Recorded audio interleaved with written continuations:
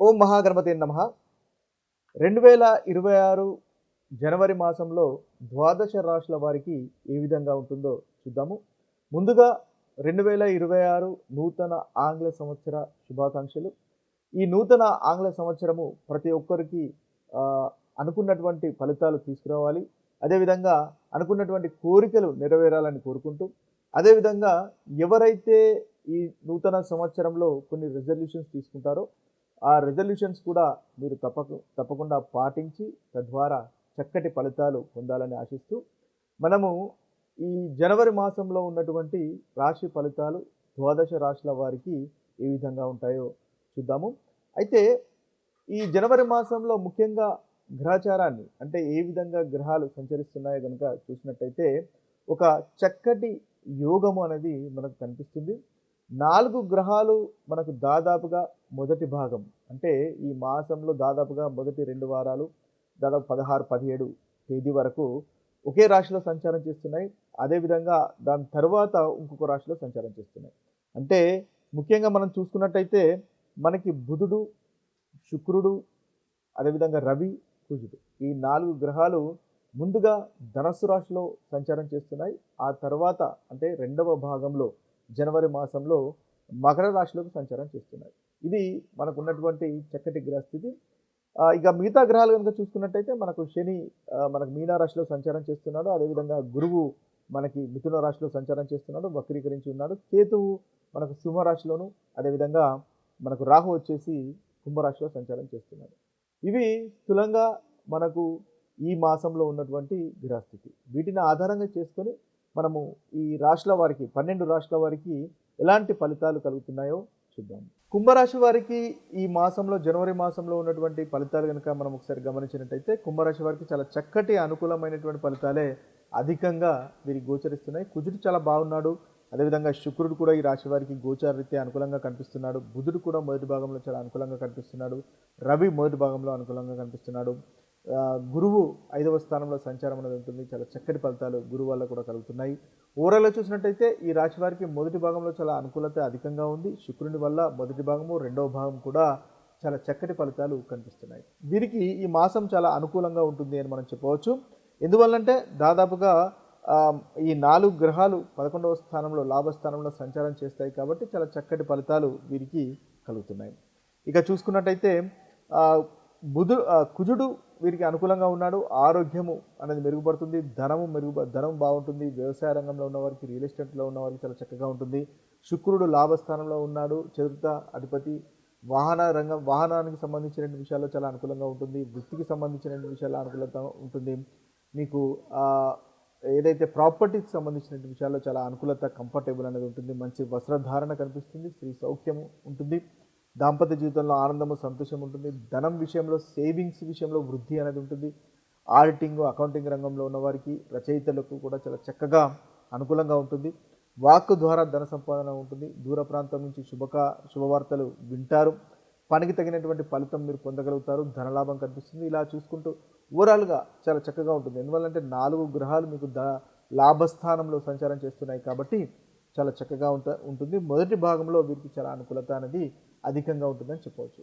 అయితే రెండవ భాగంలో కనుక చూసుకున్నట్టయితే ఖర్చులు ఉంటాయి. అయితే ఖర్చుల్ని అదుపులో, అంటే ఏదైతే అనవసరమైనటువంటి దుబారా ఖర్చులు చేసుకోకుండా ఉండడం అనేది మీకు ఈ మాసంలో చెప్పదగినటువంటి సూచన. ముఖ్యంగా పరిహారాలు కనుక చేసుకున్నట్టయితే ఏదైతే మన కుజునికి సంబంధించిన పరిహారము, లేదా రవికి రెండవ భాగంలో ఈ 2 గ్రహాల అనుకూలంగా లేవు కాబట్టి ఈ గ్రహాలకు సంబంధించినటువంటి పరిహారాలు చేసుకోవడం వల్ల చక్కటి ఫలితాలు అనేవి ఈ రాశివారు, కుంభరాశి వారు పొందగలుగుతారు.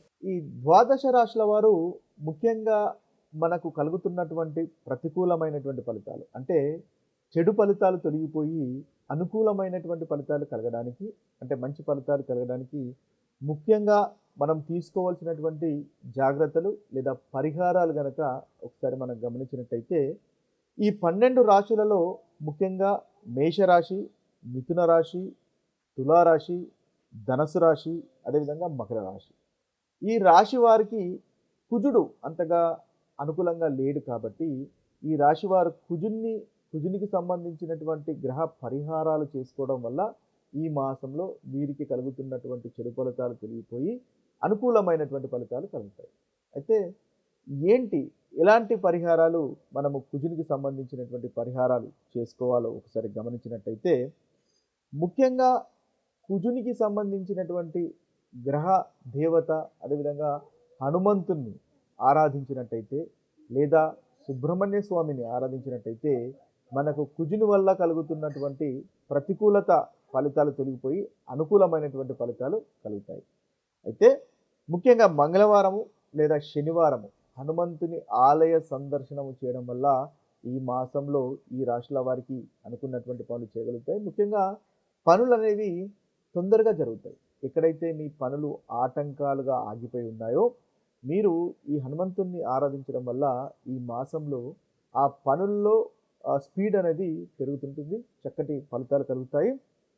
అదేవిధంగా కుజునికి సంబంధించినటువంటి బీజ మంత్రాన్ని కూడా మీరు ఇంట్లో పఠించవచ్చు.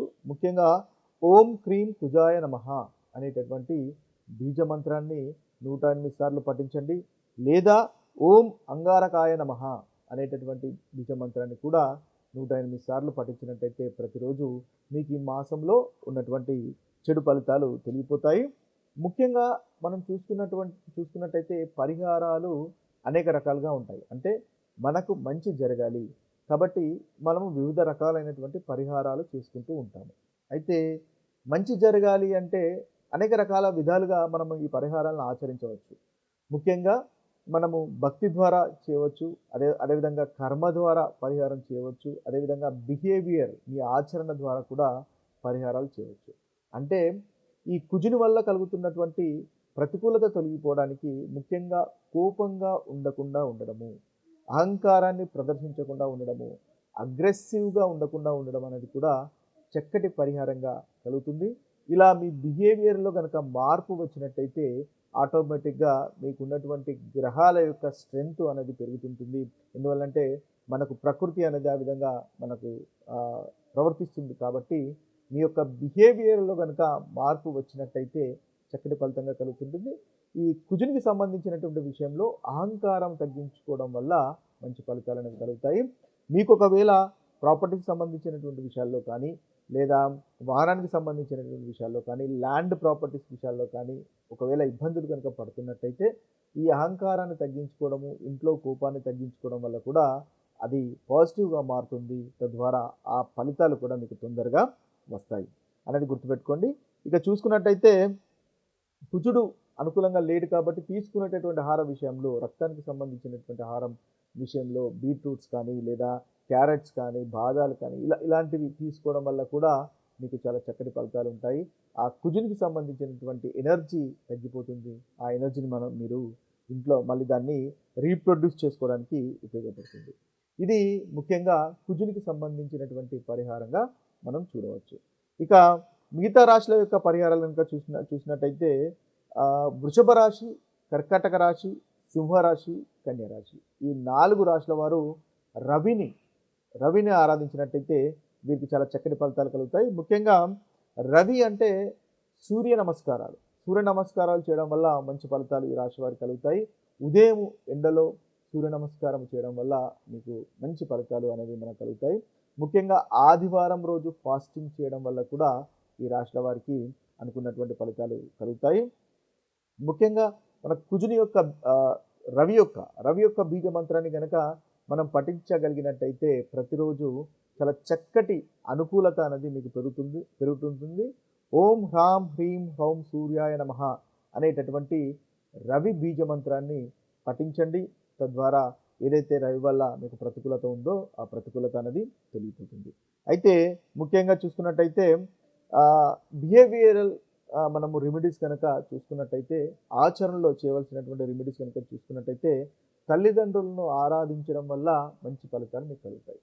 ముఖ్యంగా తండ్రి గారిని సేవించడం వల్ల, గౌరవించడం వల్ల, పెద్దలను ఎల్డర్స్ని మంచి స్టేటస్లో ఉన్నవారిని మంచివారిని గౌరవించడం వల్ల రవి మీ జాతకంలో బలంగా మారుతాడు.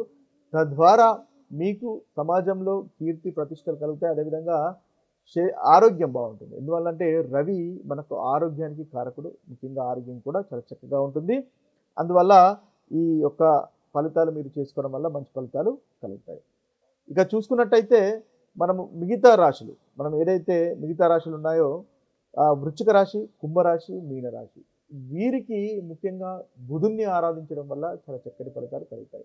అంటే ప్రతి బుధవారము విష్ణు సహస్రనామాన్ని పఠించడం వల్ల, వినడం వల్ల మీకు ఈ రాశుల వారికి ఈ మాసంలో చెప్పుకోదగినటువంటి పరిహారంగా మనం చూడవచ్చు. ఇవి స్థూలంగా ఈ రాశుల వారికి ఈ మాసంలో తీసుకోవాల్సినటువంటి పరిహారాలు. మరొక వీడియోలో మరొక రాశి ఫలితాలతో కలుద్దాము. అంతవరకు సెలవు. సర్వే జన సుఖినో భవంతు. సర్వే సుజన సుఖినో భవంతు. నమస్తే.